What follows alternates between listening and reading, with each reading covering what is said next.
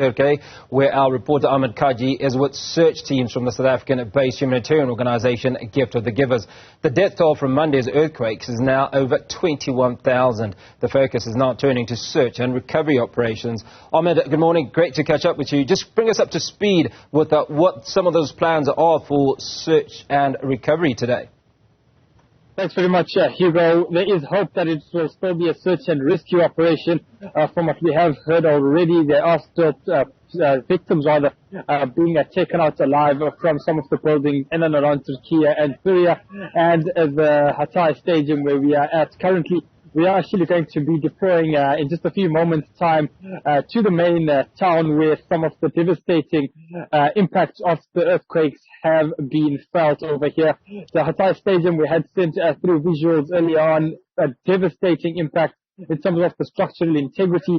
I'm just going to take you through the crowd over here, and you will see the floor over here has cracked, and you can understand that with an earthquake such as this one, the structural integrity of the stadium is severely compromised. We took a walk onto the pitch late last night and then again early this morning, and it's just that eerie feeling that you have when walking on ground that really is unstable.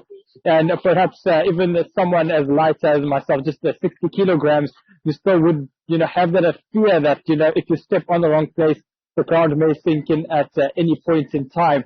We will be making our way through, like I said, to the town. The search and rescue team is going to be going out, so they will be hoping to pull out some survivors who would have been trapped under the rubble. We still are getting people pulled out 4 to 5 days after those devastating earthquakes, the 7.6 and 7.7 earthquakes which had struck both actually just up earlier in the city. At the epicenter was Kahraman Maresh.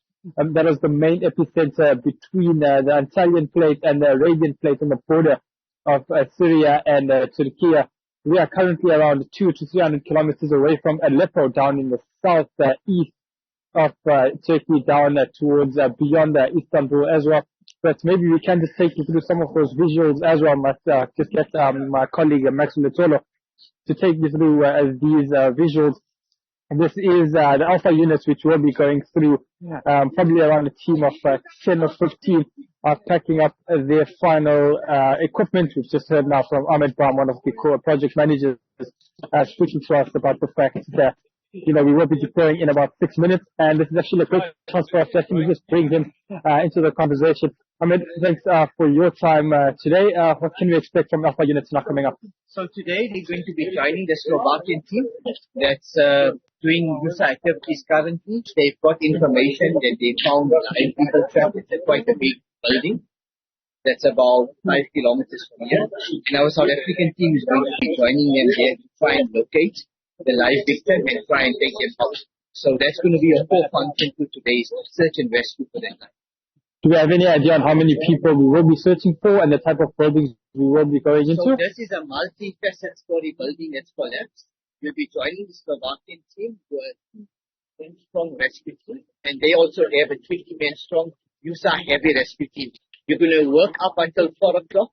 From there, if you don't locate those patients as yet, they're going to push still through the night, and we'll have a relief team come and assist and pick up. We've also heard in the area that some of the dogs, when they come, South African dogs, we're going to also dispatch them to the area, and there is still some live identifications to be done in that area. So we'll just look at that. One of your other teams are going to be looking at other buildings as well while the rescue is going. Ahmed Kajee, thanks very much for your time today. Indeed, that's project manager and project leader over here. Ahmed Kajee taking us through what is going on. We would have heard lots through him throughout various projects and various relief efforts as well. And just to take you through what we are seeing behind us, this is a unit set up by various other relief teams coming through from China, coming through from Croatia. They've all set up their units. We've just been reallocated to another section around the stadium, Hugo, and we will be leaving just around 2 minutes or so to head through to this multi-faceted, multi-story building to see if the team can hopefully pull out some survivors 5 days after the devastating earthquake. Hugo.